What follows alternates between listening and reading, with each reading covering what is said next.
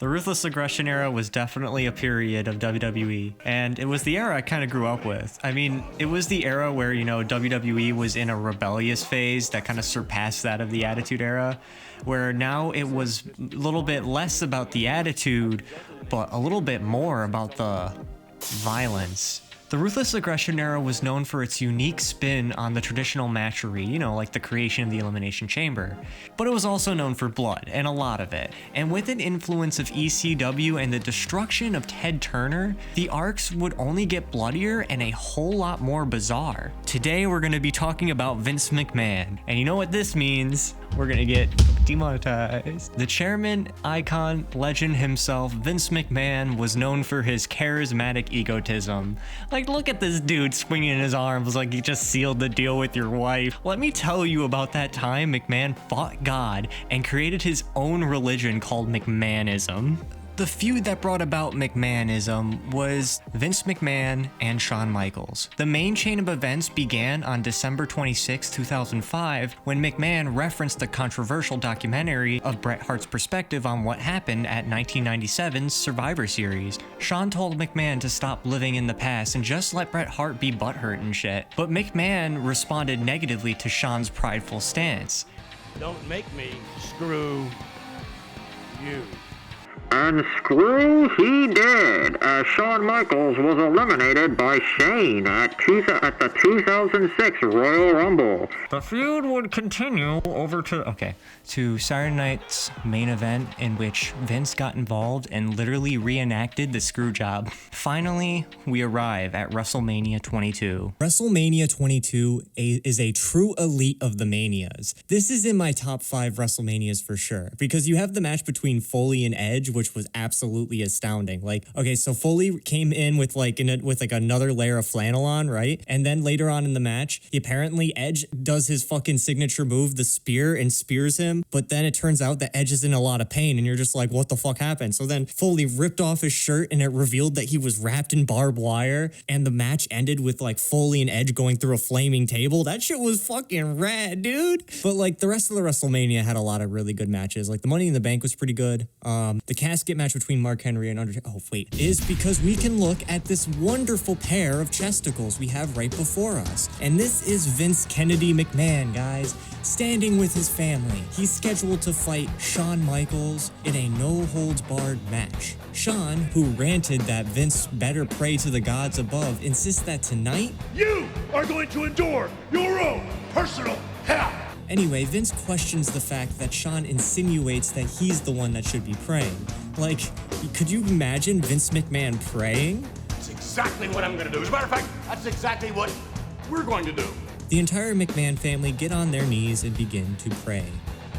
God, let's face it, I don't like you. You don't like me. Vince McMahon knows that what he has to do. He has to send Shawn Michaels Down to the fiery depths of hell. And the match begins. But I'm going to summarize it for you guys. So following the entrance of Vince McMahon, he walks up and removes the tarp of a framed photo of Vince's cover of Men's Fitness magazine. The two eventually brawl onto the commentary table. The match goes back into the ring as Shawn Michaels hits McMahon in the head with the promotional poster. The World Tag Team Champions, the Spirit Squad, try to interfere in the match. If you took the annoying, rich, preppy kids from the most pretentious school district in the area, you got the Spirit Squad. Enough said. Shawn kicks all of their asses, and later in the match, Shane interferes by critically hitting Shawn in the face with the kendo stick equipped. Mr. McMahon then pulls down his pants so Shawn can join his Kiss My Ass Club. Shawn was like, yeah, no thanks, and then places Shane's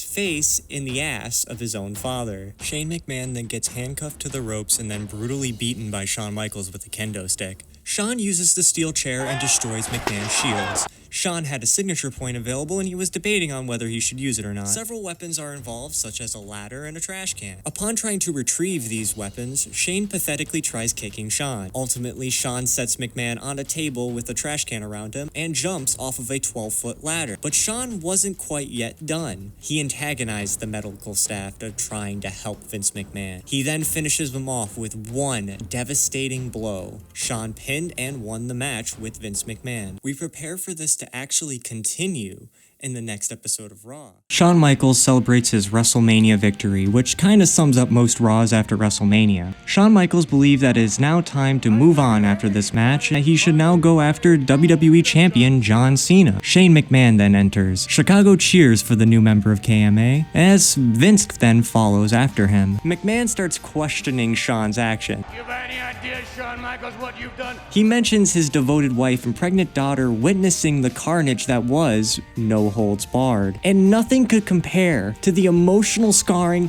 that you did to his son Shane. Is psychologically and emotionally scarred for life. And you, Shawn, want to move on and get a championship match? Vince and Shawn both debate the two words that they have for each other. Shawn, of course, being suck it, and Vince McMahon saying divine intervention. You had help from God. He started accusing Shawn of having help from God. There you go again. Picking on me. You always were a bully. This delirious rant confused many as Vincent vowed vengeance very vehemently. you will never win the war with the McMahons, because That's exactly what you're in. You're in a war. And Shane? He's gonna get over this emotional scarring, I'm telling you. And yes, he will. And at Backlash, it would be you, Shawn, and your tag team partner, the good Lord Almighty. God versus me. And the product of my semen is my son Shane.